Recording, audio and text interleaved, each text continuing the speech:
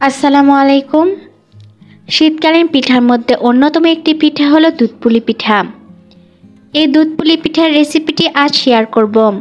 আমার ভিডিওটি ভালো লাগলে অবশ্যই আমার চ্যানেলটি সাবস্ক্রাইব করতে ভুলবেন না। প্রথমে পুলি পিঠার পুর বানিয়ে নিব। তার জন্য ফ্রাই প্যানে দিয়ে দিচ্ছি 1 চা চামচ ঘি।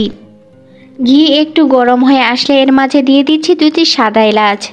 এলাচ অবশ্যই মাঝখানে ফাটিয়ে দিতে হবে, তাহলে ফ্লেভার ভালো বের হবে। এলাচ ও ঘি একই সঙ্গে ভেজে নেব। এবার অ্যাড করব 1 কাপ নারকেল কুড়া। নারকেল ঘি ভালো করে মিশিয়ে নিব। মিশানো হয়ে গিয়েছে, এবার দিয়ে দিচ্ছি হাফ কাপ খেজুর গুড়। খেজুর গুড় আর নারকেল রান্না করে নিব মিডিয়াম হিটে, যতক্ষণ না গুড় গলিয়ে পানি শুকিয়ে না যায় এবং নারকেলে আঠালো ভাব না চলে আসে।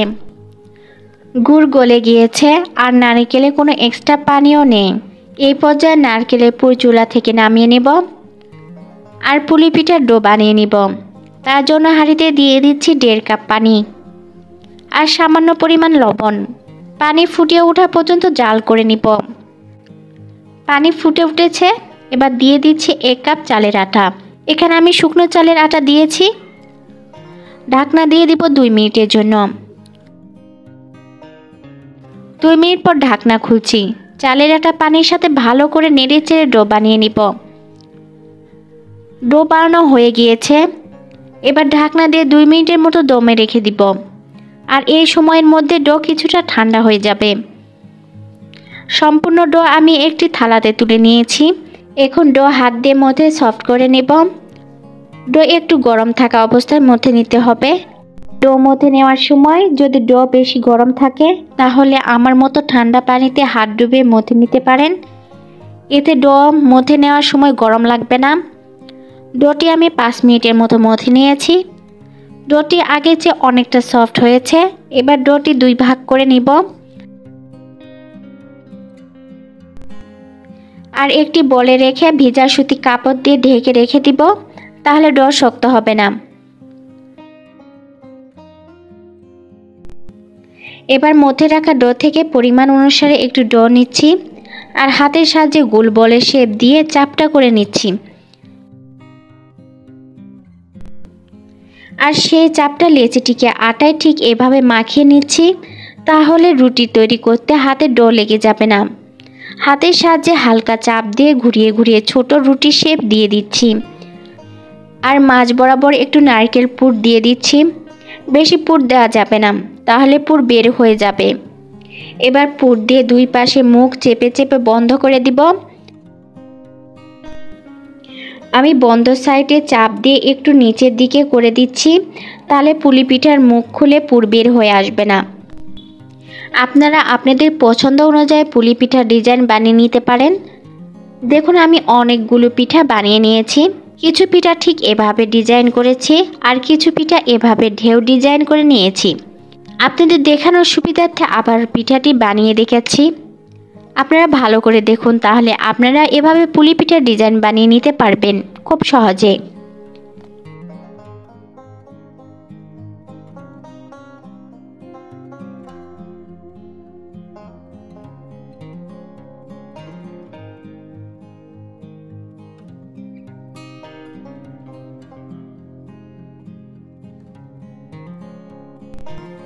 পিঠা বানানো হয়ে গিয়েছে। এবার পিঠাগুলো দুধের শিরায় ভিজিয়ে নিব। তার জন্য আমি এখানে 4 কাপ গরুর দুধ নিয়ে নিয়েছি, অর্থাৎ আমি এখানে 1 লিটার গরুর দুধ নিয়ে নিয়েছি। আপনারা প্যাকেটের দুধ নিতে পারেন আপনাদের পছন্দ অনুযায়ী। 1 লিটার দুধ আমি কিছুক্ষণ জাল করে কমিয়ে নিব। দুধ কিছুটা কমে এসেছে। এখন এখান থেকে কিছু পরিমাণ দুধ উঠিয়ে নিচ্ছি। আমি পরে পিঠাতে এই দুধ অ্যাড করব। এবার একটি একটি করে পিঠা দুধে দিয়ে দিচ্ছি। আমি দুধের শিরায় কোনো গরম মশলা দেইনি। আপনারা চাইলে সাদা এলাচ ও দারুচিনি দিতে পারেন। সব পিঠা দেওয়া হয়ে গিয়েছে। এবার ঢাকনা দিয়ে 5 মিনিটের মতো লো হিটে জাল করে নিব। লো হিটে পিঠা ফুটিয়ে নিতে হবে, তা না হলে পিঠার শিরা পড়ে যাবে। 5 মিনিট পর পিঠা অনেকটা সিদ্ধ হয়ে নরম হয়েছে। পিঠা বেশি নাড়াচাড়া করা যাবে না, খুব আলতোভাবে নাড়াচাড়া করতে হবে। এবার চুলা অফ করে দিয়ে পিঠা ঠান্ডা করে নিব, কারণ আমি খেজুরের গুড় দিব। পিঠার শিরা বেশি গরম হলে দুধ ফেটে যাওয়ার সম্ভাবনা বেশি থাকবে, তাই আমি পিঠা ঠান্ডা করে নিব।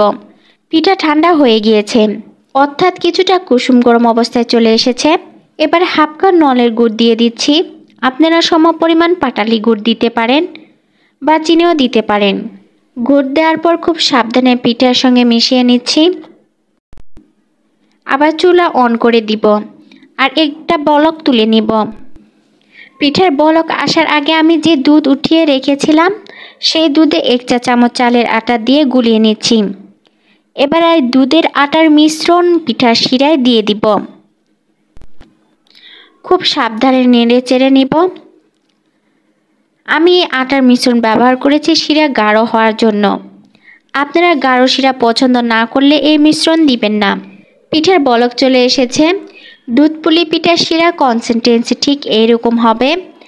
এখন পাতলা দেখালেও ঠান্ডা হওয়ার পর ঘন শিরায় পরিণত হবে। পিঠা ঢাকনা দিয়ে 1 ঘন্টার মতো রেখে দিব। আপনারা চাইলে এর চেয়ে বেশি সময় ধরে ভিজিয়ে রাখতে পারেন। 1 ঘন্টা পর পরিবেশন করছি। দেখুন পিঠার শিরা অনেকটা ঘন হয়েছে। আমার মাকে দেখতাম উনি সন্ধ্যার সময় বানাতেন আর সারা রাত পিঠা শিরাতে ভিজিয়ে রাখতেন, কিন্তু সময়ের স্বল্পতার কারণে আমরা তো বেশিক্ষণ ভিজিয়ে রাখতে পারবো না। আপনারা একটু ঠান্ডা হলে নরমাল ফ্রিজে রেখে দিবেন। আর ঠান্ডা অবস্থায় দুধ পুলি পিঠা খেতে বেশি মজার হয়। ঠান্ডা করে খেলে এই দুধ পুলি পিঠার টেস্ট আরও ভালো আসবে। আমি একটি পিঠা কেটে দেখাচ্ছি কতটা লোভনীয় হয়েছে, আর পিঠার ভিতরটা কতটা পুরে টয়টম্বর হয়ে আছে। আর এই ঘন শিরার সাথে পুলি পিঠা খেতে কি যে মজার হয় তা না বানালে স্বাদ বুঝবেন না। আর কথা বাড়াবো না, আজ বিদায় নিচ্ছি। আশা করছি নতুন রাঁধুনি আর প্রবাসী ভাই বোনদের সহজভাবে বানিয়ে দেখাতে পেরেছি। আমার ভিডিওটি ভালো লাগলে অবশ্যই আমার চ্যানেলটি সাবস্ক্রাইব করতে ভুলবেন না, আর অবশ্যই লাইক, কমেন্ট এবং শেয়ার করবেন। আল্লাহ হাফেজ।